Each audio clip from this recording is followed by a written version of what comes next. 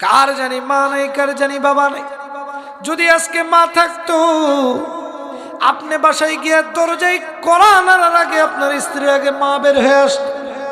মা বের হয়ে আসা ডাক দিয়ে বলতো, বাবা তুমি যতক্ষণ বাইরে ছিলে বাবা, আমার কেন যেন ঘুম নাই, আমার কেন যেন বুকটা পোড়ায়, আমার শুধু মনে হয় আমার বাবাটা কখন আসবে, আমি তখন নিদ্রাচ্ছন্ন হব। যখন দেখবেন কোনো মা বাবা যদি, সন্তান যদি কোনো বিপদে পড়ে, দেখবেন মা বাবা আগে থেকেই জানা যায়। প্রিয় ভাই আমার একটু লক্ষ্য করেন, কার জানি মা নাই, কার জানি মা বৃদ্ধাশ্রমে আছে, কার জানি মা কবরে শুয়ে আছে, আমাদের জানা নাই। কোন দিন জানি আমাদের কবরের আযাব শুরু হয়ে যাবে, কোন দিন জানি আমার আপনার নামটা মসজিদের মাইকে এলান হয়ে যাবে। রে বাবা, আমার আপনার কোনো খোঁজ নাই, খোঁজ নাই। আমি আপনি কোনো সময়ে চিন্তা করি না, কবরের আযাবের চিন্তা করি না, কোন দিন জানি মৃত্যু হয়ে যাবে। এই যে আজকে আমরা যারা এসেছি বসেছি, এমনও হতে পারে এই যে ডানে বামে বসা আলেম ওলামা রয়েছেন, শুনিয়ে দেখেন আজরাইল এমন একটা ফেরেশতার নাম, যেই ফেরেশতা যদি কোনোদিন কোনো মানুষের কাছে আসে, উনি কখনো খালি হাতে ফেরত যায় না। একটু চোখটা বন্ধ করেন, দিলের কানটা লাগায় শোনেন।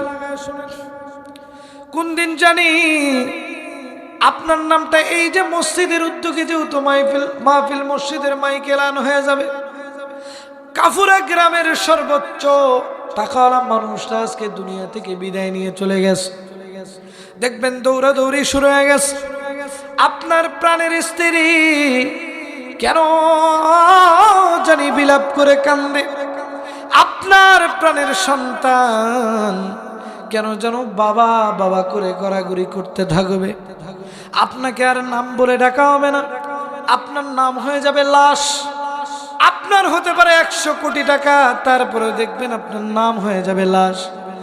আপনার পরিবারের সবচেয়ে যেটা আদরের সন্তান ছিল আপনার, এই সন্তানটা দেখবেন রাত্র যত গভীর হবে আপনাকে দূর দূর দূর বহুদূর তাড়িয়ে দিতে থাকবে।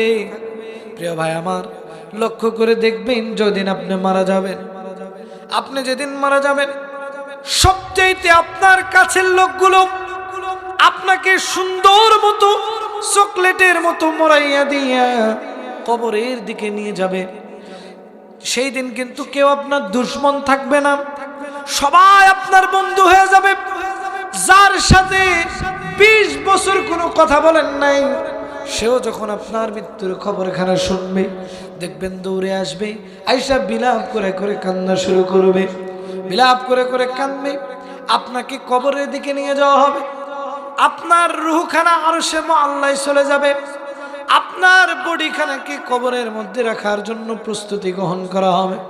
আপনি দেখবেন আপনার বাড়ির পাশের কোনো একটা নিম গাছ থেকে গরম পানি করা হচ্ছে, 2-3 জন লোক গিয়ে কবর খোঁড়া শুরু করেছে। কবর তো এই দুনিয়ার মাটির একটা গর্তের নাম, তারপরও কেন এই গর্ত এত ভয়ঙ্কর হবে জানেননি? জানেন? আমার নবীজি বলেছেন কবরের আযাব এত কঠিন হবে যে আযাবের কারণে সমস্ত সাহাবীরা কেঁদেছেন।